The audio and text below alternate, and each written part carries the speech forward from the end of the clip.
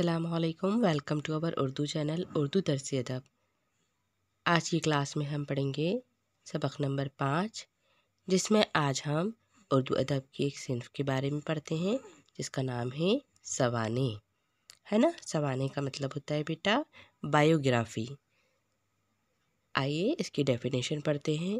سوانح میں کسی ایک شخص کے واقعات اور حالات یا شخصیت کے پہلوؤں کا بیان کیا جاتا ہے نا۔ مطلب اس کے اندر انسان اپنی زندگی کے واقعات بھی بیان کر سکتا ہے، حالات بھی پیش کر سکتا ہے، یا پھر اپنی ہی شخصیت کے پہلوؤں کا بھی بیان کر سکتا ہے، یعنی اس کے اندر کون کون سی خصلتیں ہیں۔ سوانح نگار اپنے ہم عصروں کی سوانح بھی لکھتا ہے۔ اچھا، جو بائیوگرافی لکھنے والے ہوتے ہیں نا، وہ اپنے دوستوں کی بھی بائیوگرافی لکھ سکتے ہیں، اور تاریخی شخصیتوں کی سوانح بھی، یعنی جو تاریخ میں گزر چکی ہیں، جو شخصیتیں پرانی مشہور ان کی بھی بائیوگرافی بتا سکتے ہیں۔ اس صنف کا مقصد کسی اہم شخصیت کے حالات زندگی سے قاری کو روشناس کرانا ہوتا ہے۔ اس کا مقصد کیا ہوتا ہے اس صنف کا؟ تاکہ سامنے والی شخصیت کے بارے میں، اس کی زندگی کے حالات کے بارے میں پڑھنے والے کو بتایا جا سکے، جاگرک کرایا جا سکے، ہے نا، بیدار کرایا جا سکے۔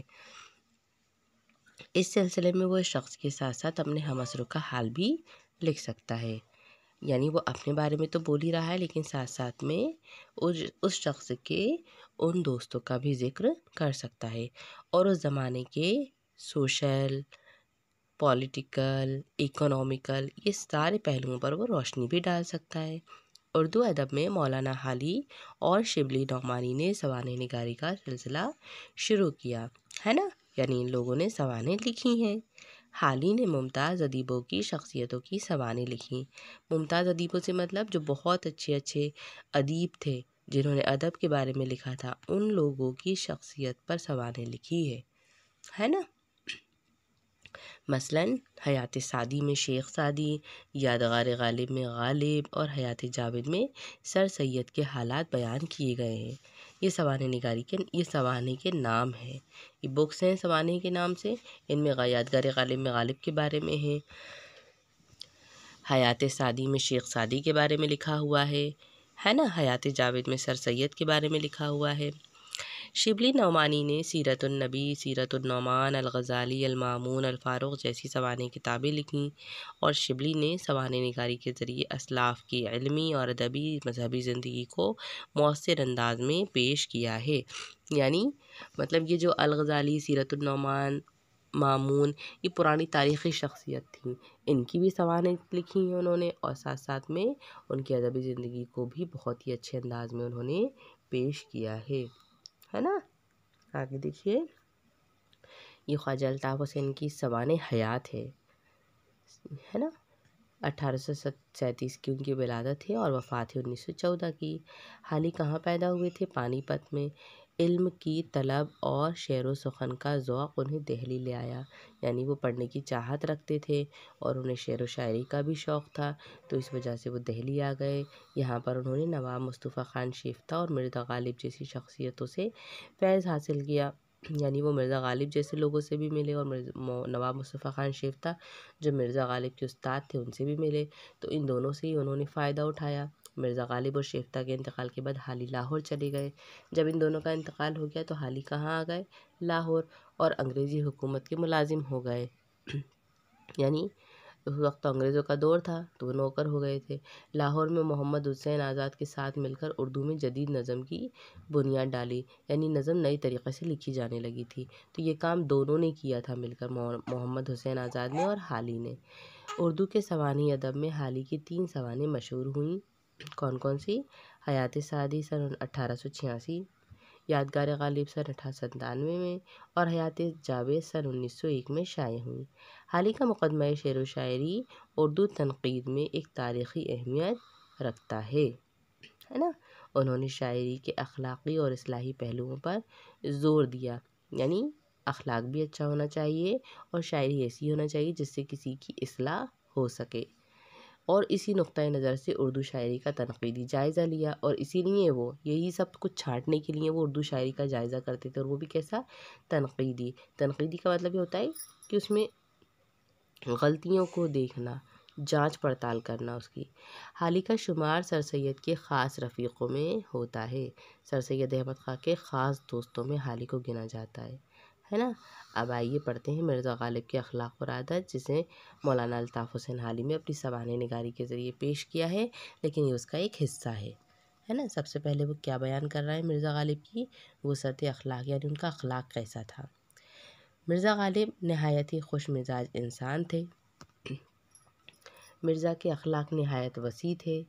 وسیع یعنی بہت ہی اچھے، بہت ہی پھیلے ہوئے۔ وہ ہر ایک شخص سے جو ان سے ملنے جاتا تھا بہت کشادہ پیشانی سے ملتے تھے، یعنی بہت اچھے سے، ایسا معلوم ہی نہیں ہوتا تھا کہ انجان ہے۔ جو شخص ایک دفعہ ان سے ملاتا تھا اس کو ہمیشہ ان سے ملنے کا اشتیاق رہتا تھا۔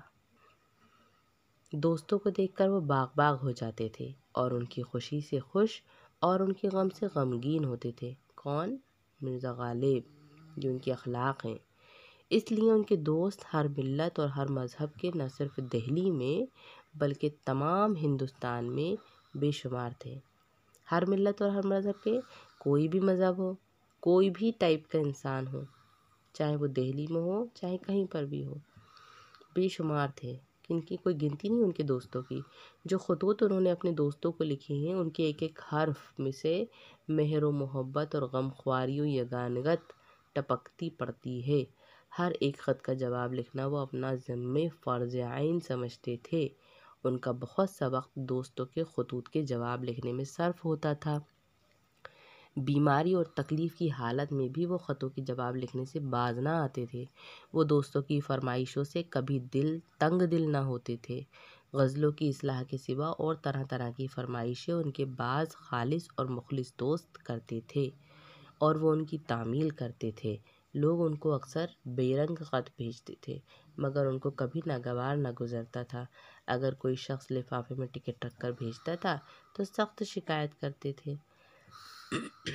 کیا ہے ان کا مطلب؟ ان کے اخلاق کیسے تھے کہ ان سے ہر ایک انسان بہت اچھے سے ملتا تھا، کبھی وہ کسی کی برائی نہیں کرتے تھے۔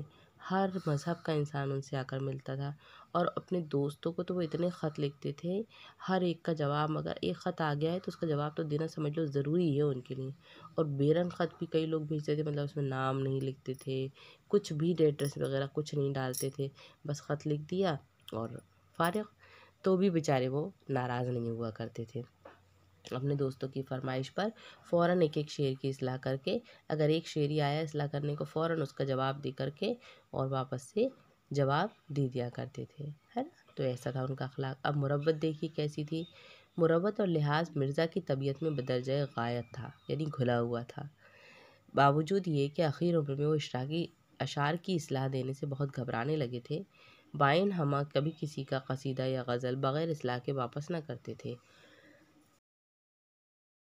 مطلب اتنی مروت تھی انہیں، اتنی محبت تھی شاعری سے، اگر کسی دوست نے انہیں خط میں ایک شاعری لکھ دی یا ایک شعر بھی لکھ دیا، اب دل بھی نہیں چاہ رہا، عمر بڑھاپے کو پہنچ چکی تھی، لیکن پھر بھی وہ قصیدہ یا غزل جو بھی ہو اس کو بغیر اصلاح کے واپس نہیں کرتے تھے۔ ایک صاحب کو لکھتے ہیں، جہاں تک ہو سکا احباب کی خدمت بجا لایا، یعنی دوستوں کی خدمت میں نے اچھے سے کر دی۔ اوراق اشعار لیٹے لیٹے دیکھتا تھا۔ اوراق اشعار یعنی جن پر شعر لکھے ہوتے تھے، جن ورقوں پر، ان کو لیٹے لیٹے دیکھتے تھے اور اصلاح دیتے تھے۔ اب نہ آنکھ سے اچھی طرح سوجھے اور نہ ہاتھ سے کسی اچھی طرح لکھا جائے۔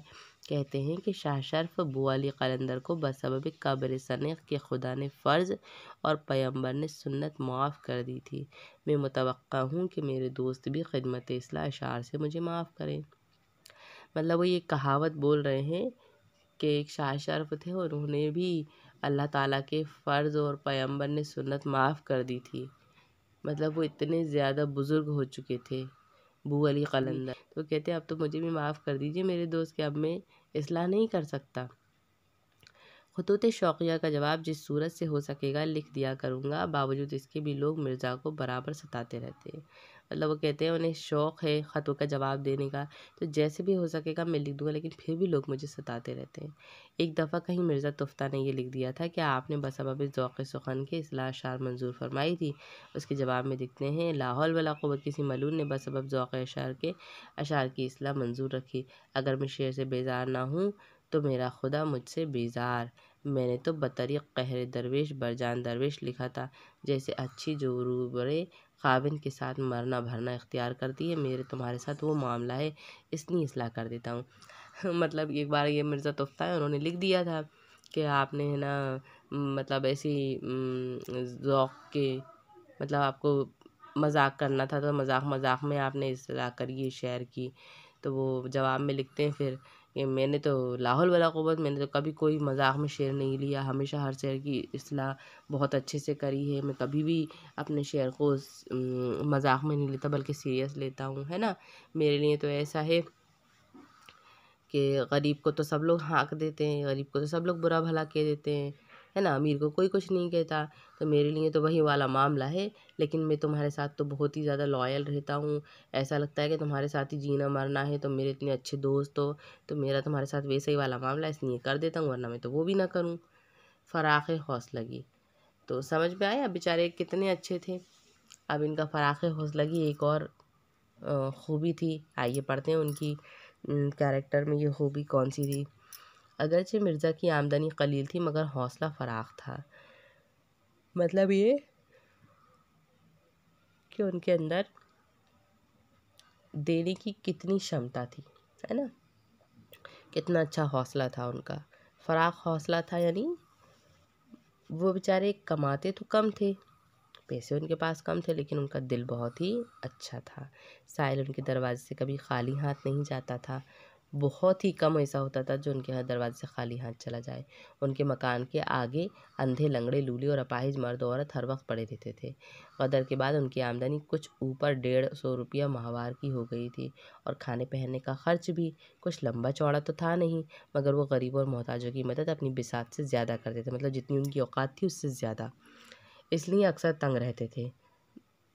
غدر کے بعد ایک بار میں نے خود دیکھا کہ نواب لیفٹیننٹ گورنر کے دربار میں ان کے حسب معمول 7 پارچہ کا انعام لینے کو آئے۔ مرزا صاحب کو پہلے ہی معلوم تھا کہ انعام دینا ہوگا، اس لیے انہوں نے دربار سے آتے ہی خلط اور رقوم جواہر بازار میں فروخت کرنے کے لیے بھیج دی تھی۔ چپراسیوں کو الگ مکان میں بیٹھا دیا، اور جب بازار سے خلط کی قیمت آئی تب ان کو انعام دے کر رخصت کیا۔ مطلب سوچو کتنا اچھا فراخ دل تھا ان کا، کہ ایک مرتبہ کیا ہوا کہ نواب لیفٹیننٹ تھے، گورنر کے دربار میں تھے وہ، تو مطلب جیسا معمول تھا، جیسا چلن تھا وہاں پر، اس کے مطابق ان کو 7 پرچے کا انعام دینا تھا۔ تو یہ بات تو مرزا صاحب کو پتہ ہی تھی پہلے سے، تو انہوں نے کیا کرا کہ جو پہلے بادشاہ کے زمانے میں جو انعام کے لیے دیا جاتا ہے نا بادشاہ کی طرف سے، تو جواہر وغیرہ دیے جاتے ہیں، تو انہوں نے وہ پہلے ہی چپراسی کو بھیج دیا تھا، اور پہلے ہی بھیج دیا تھا، سارا سامان منگا کے رکھوا دیا تھا، چپراسیوں کو الگ مکان میں بٹھا دیا تھا، اور جب بازار سے خلط کی قیمت آ گئی تھی، یعنی سب سامان آ گیا تھا، تب ان کو انعام دے کر رخصت بھی کر دیا تھا۔ وہ اپنے دوستوں کے ساتھ جو گردش روزگار سے بگڑ گئے تھے، نہایت شریفانہ طور سے سلوک کرتے تھے۔ دلی کے عمائد میں سے ایک صاحب جو مرزا غالب کے دلی دوست تھے، اور غدر کے بعد ان کی حالت سقیم ہو گئی تھی، ایک روز چھینٹ کا فرغل پہنے ہوئے مرزا سے ملنے کو آئے۔ مرزا نے کبھی ان کو مالیدہ جامہ دار وغیرہ کے چوغوں کے سوا ایسا حقیر کپڑا پہنے نہیں دیکھا تھا۔ چھینٹ کا فرغل ان کے بدن پر دیکھ دل بھر آیا۔ ان سے پوچھا کہ یہ چھینٹ آپ نے کہاں سے لی؟ مجھے اس کی وجہ بہت ہی بھلی معلوم ہوتی ہے، آپ مجھے فرغل کے لیے یہ چھینٹ منگوا دیں۔ انہوں نے کہا یہ فرغل آج ہی بن کر آیا، میں نے اسی وقت اس کو پہنا ہے، اگر آپ کو پسند ہے تو یہی حاضر ہے۔